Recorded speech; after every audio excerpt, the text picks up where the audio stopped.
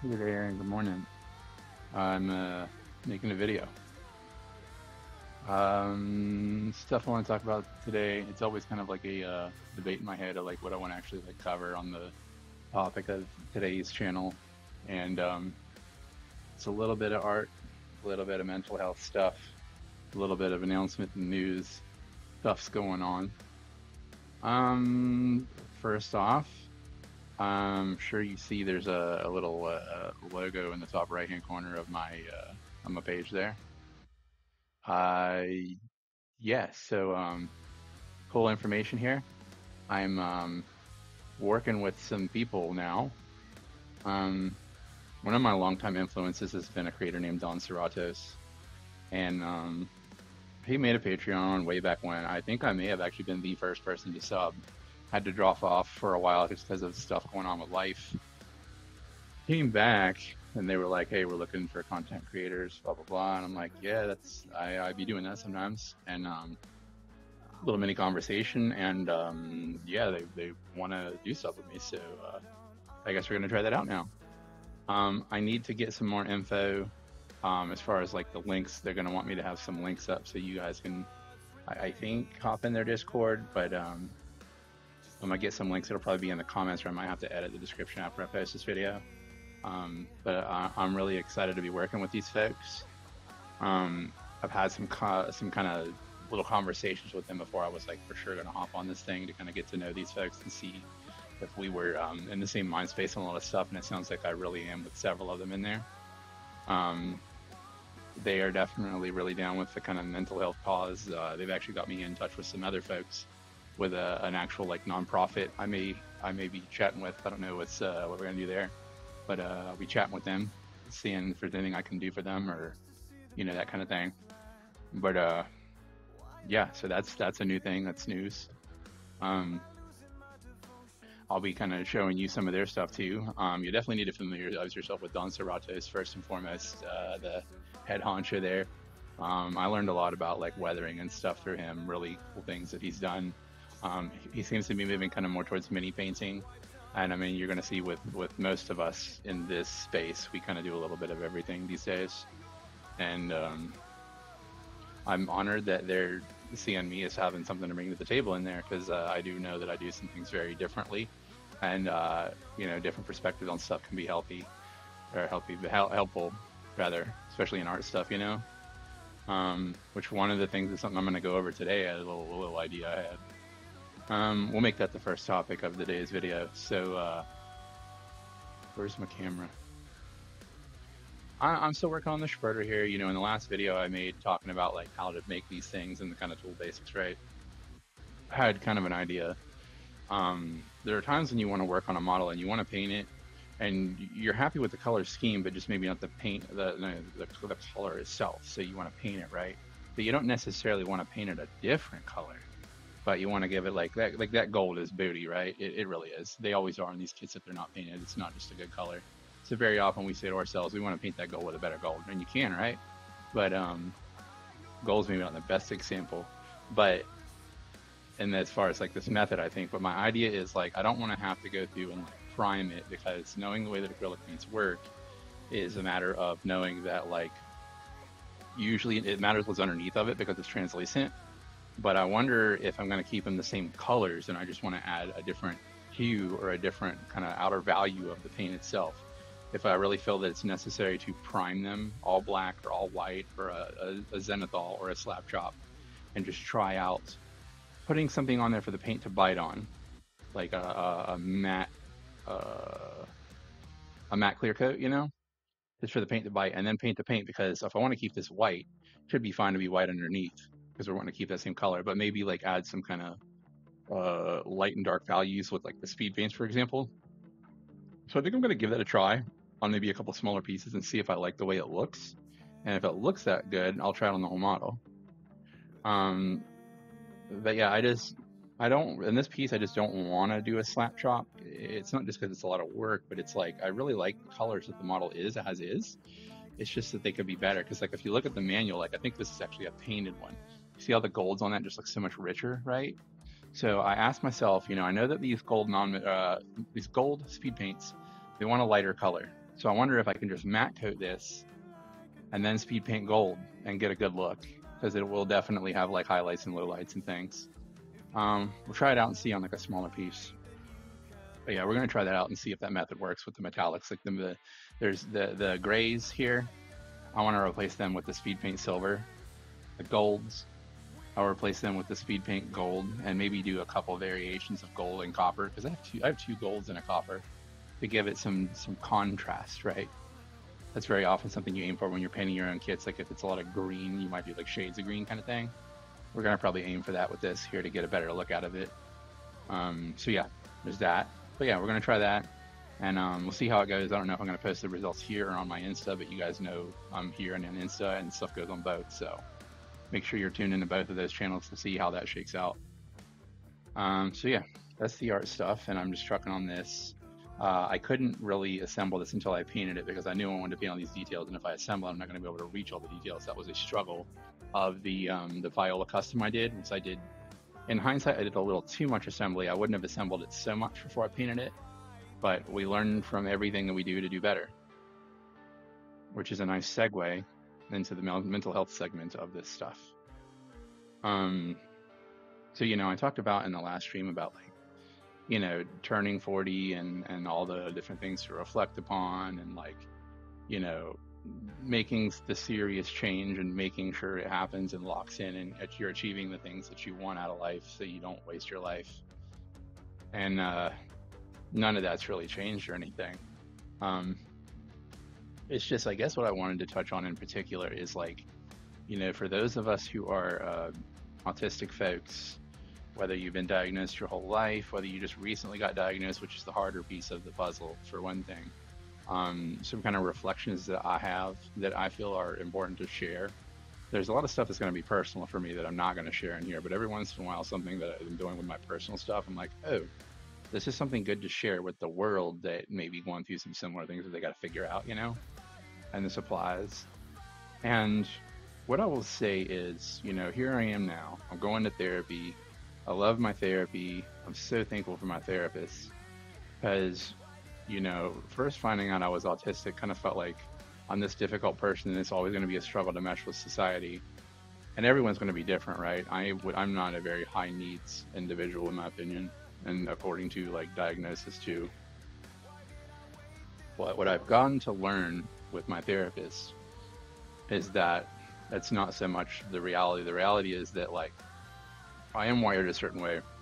I will have certain struggles. However, there are ways to deal with those struggles so your struggles don't become other people's struggles, so that you mesh well with society. Because like, it's been very hard for me, this journey of like, it just kind of feels like life is just hard because I don't mesh well. And it led to a conversation with my therapist about some things that she's like, you didn't notice this. And, you know, like meeting my sensory needs was something that I just really wasn't that active on, and I didn't realize how much of an issue it was causing. So when I figured out that it was an issue and I started dealing with it as an issue, it started to make some things easier. Because now I understand that sometimes having these days where I get overly neurotic is a byproduct of me not meeting my sensory needs. And it's something that makes my life unnecessarily difficult, but if I understand it, it doesn't have to be so difficult, right?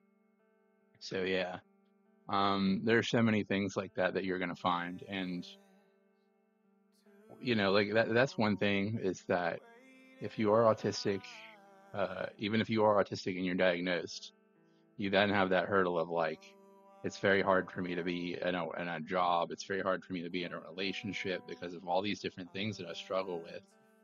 And there are some things that definitely have to just be given some grace.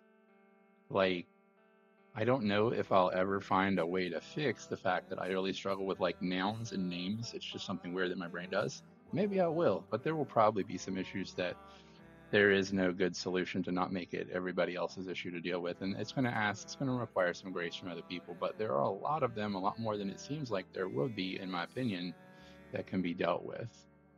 And yeah, and it's, you know, that's one thing. I'm lucky enough to have a therapist who is autistic, so she understands this stuff so much better than any other therapist I've worked with has. It's just a matter of perspective. This therapist were perfectly fine therapists. They just didn't have that perspective to teach me these things. Therefore, if I learn some things, I'm going to share them with you. Because I mean, I hope you can go see a therapist, but I wonder if I can't just kind of give you some of these golden lessons that you can just take and apply to your life.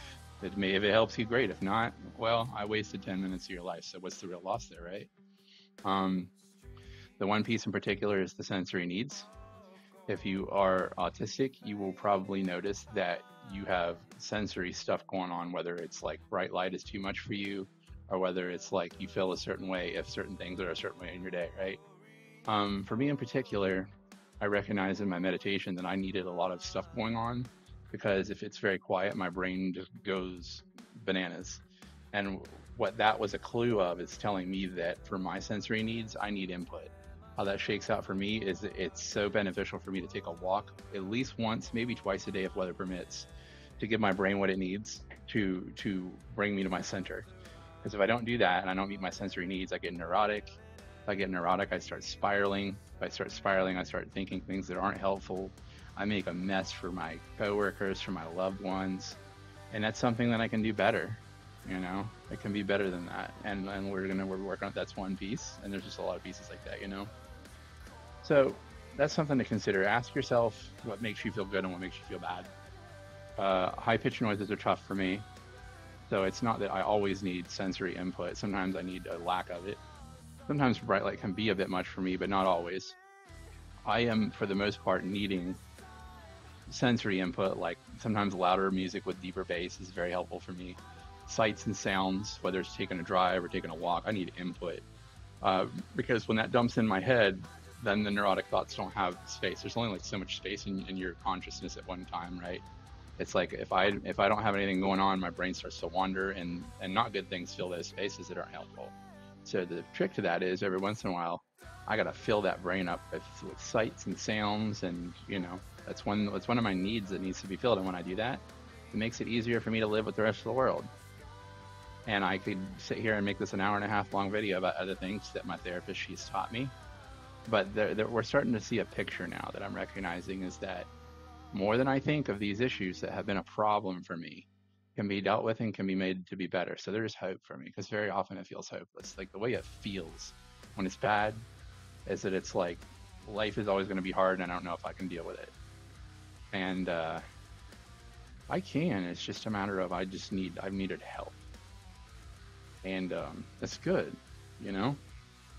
And I really want to kind of briefly talk about like reflections over some stuff, because in the last couple of years, and I've talked about this before too, like I recognized that I was being too much of like a negative person and I didn't like what I was putting out in the world. I was being a bit of a cynical asshole and I didn't like that. And that's all true. And that's been consistently the truth. For several years, I haven't been that person. And I'm not going to become that person again. That's just a matter of I figured those things out a long time ago, and I recognized that those had to stop and change. It's not who I wanted to be, and I fixed a lot of that stuff. But I really haven't like thought a lot about those things, and it's a difficult thing to tiptoe around, because it can be a bad thing to fixate on the past too much, and because it will just make you feel like shit. Because there's a lot of things about like who I was in the past that I feel fucking horrible about. And it's hard. It's made me really struggle. And there's a fine line between not dwelling on those things, but also actually making sure that you process them. And I'm processing a lot of that right now. And it's really hard, because there's a lot of things about the way I used to be that are just, I feel fucking terrible about. But I have to understand why, because I've always had a good heart. I have just been really confused about a lot of things, and the way it is for us that people don't understand that aren't in our skin is that we're very black and white people as far as how we see the world. The world is not a black and white world. The world is a million shades of gray. And it's very confusing for us, and how we navigate that space. We tend to make these little like moral guideposts for ourselves, for better or for worse. For those of us on the spectrum, you'll very often see someone on the spectrum who is hyper religious. I have some spectrum friends who are extremely devout Christians. You'll see the opposite. You'll see very like militant atheists. But we tend to fall in those spaces, I believe, because we try to figure out, we're like, I don't understand this complex world, so I'm going to make some guideposts to guide myself, because flying blind is terrible for us. Like, it makes us in bad places. But even sometimes those guideposts are not right, because in the things that I've not been happy about who I was, I recognized that it was a matter of my guideposts were just in the wrong fucking place. And I didn't really have someone to guide me, to help me rearrange those guideposts. And a lot of it was like reacting to, I was in a bad space with this issue, like money. And then I realized I was in a bad space, and no course correct. But in my course correcting, I course corrected way too hard in the other direction, and then created a new problem. And now I understand all that, but I still feel so terrible about, like, it doesn't change the fact that those things were and that happened and that was a part of my life. And I feel terrible about it. I'm not happy about it. But there has to be a happy medium of, like, I'll face that, but I'm not going to let it consume me, because I've got to face it, deal with it, process it, understand it, and move past it. But it's hard, because I'm really unhappy about old stuff, about who I was. Really unhappy about that. And it's been something actually for months that's really kind of low key been on my mind, that's kind of coming more and more to the surface, because, like, if you're really going to deal with these things, you have to understand them. And until you understand them, there's a possibility that they can come back.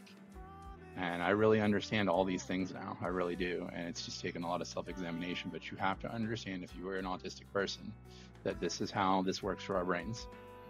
Is that we have a compass that either we set or that our surroundings set for us. We are very influenced by outside sources. You have to be very careful about what those outside sources are. If you have a person who is helping you build that compass, and that person is not in a good spot, they're going to put you in a bad place, and you're not going to know any better. You're just trying to build a compass. You're trying to do the best you can do. If you're watching too much TV with negativity and stuff, and that starts to build a compass for you, you become that negative person that you don't know. We don't know, but we just very often need some outside guidance, and we need some help changing that compass.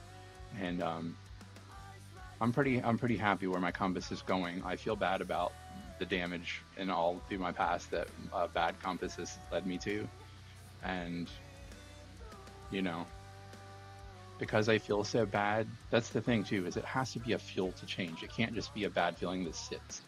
Because if I just sit here and I feel like shit about it, that doesn't not really gonna change anything. What I have to do, what you have to do, is you have to recognize where you went wrong, acknowledge it, understand it, and then use it as fuel to make sure it doesn't happen again. And fortunately, on a lot of those things, I have already done that, and I have been doing that for a while. There's been a couple pieces that are now recently kind of falling into place to understand those last little pieces for me, but that's kind of how it has to work. But if you do that, you know, you build yourself a good compass, and you figure out, like, your purpose. It's another thing you need to really figure out. I think even like neurotypical folks really need to figure out their purpose. A lot of people don't have purpose in life, and they feel like aimless and rudderless. But especially for those of us on the spectrum, you really need to think about your purpose in life. And there's no wrong answer to that. There's a lot of wonderful purposes in life that people would say, that's not a purpose. Like, a lot of people like look down on those who like have families, and that is their purpose. I would like that to be a purpose for me one day, of raising a human and making that human grow up good and right, and putting something positive in the world to a person. That's absolutely a purpose. That's why you notice a lot of people who are parents tend to have pretty good compasses that are like, I mean, there are bad parents, of course, but a lot of you'll notice good parents have that good compass, because they have that purpose. Every day they get up and they're like, my purpose is this child, and investing myself in this child. That's a purpose. You can have multiple purposes. I think I'm going to end up with multiple purposes. I think my purposes in life are creating art, teaching others to create art, teaching people. In my job and in my hobby, I teach people. And I'm hoping that one day one of my purposes is going to be to have a family and raise a family that is good and put wholesome things into the world. And that's what it looks like for me to really build this good compass, is that, and then, like, you know, learning to for me, one of my hard things has been, like, I've really become such a materialistic person that I'm not happy with, is that I recognize, like, for that, it's been like me just kind of filling a void. that in reality, like part of my materialistic stuff is making stuff for people. And I was like, oh, but that's showing you something you need to recognize is that making a thing and giving it to someone shows me that what really truly gives me joy is giving to people. And I needed to kind of think about that and process that. So I definitely am going to be stepping back from a lot of materialistic stuff, but also like I want to give things to people. I want to make things for people. It makes me happy. I want to give to all of you out there. I want to give you hopefully some lessons from what I've learned in my life. I want to give you guys some lessons on how to do art in new ways that gives you some. What I really love about teaching is this kind of like giving someone a win so they get confident and then they try more bold stuff. That's just the best for me. And I hope that I can give you guys that in my channel because I think some of you already have observed me like doing these crazy things and you're like, holy crap. And then you realize like, if I show you actually how I'm doing it, it's not that complicated that you can do it too. That's really the moral of my creative side. So yeah, that's a lot of stuff to think on, I know. But yeah, that's where I am at today. And things are tough, but they're gonna get better though, because like this is part of our struggle in our community is that it really has to be this way. Like there you can't if you are autistic, you can't half-ass it. You cannot. This stuff all has to be full of intent and full of mindfulness and full of building positive routines. Because if you don't, it's going to be a life full of constant pain. And it doesn't have to be that way, but it has to be one or the other. You either got to get your shit together or you're going to have a bad time. And the autistic community has too many examples of people who don't understand themselves and how some of their behaviors are causing problems in their lives and how some of those behaviors can be changed and dealt with in a positive manner and make a better lives for themselves. In an ideal world, everyone would have access to a therapist like mine, but it doesn't work that way. So at the very least, what can I do about it? You know, because that's the turning question. It's like, here's the problem, but what are you going to do about it? That's the piece that I see miss so much. We very often can be very aware of the problem, but what are you going to do about it?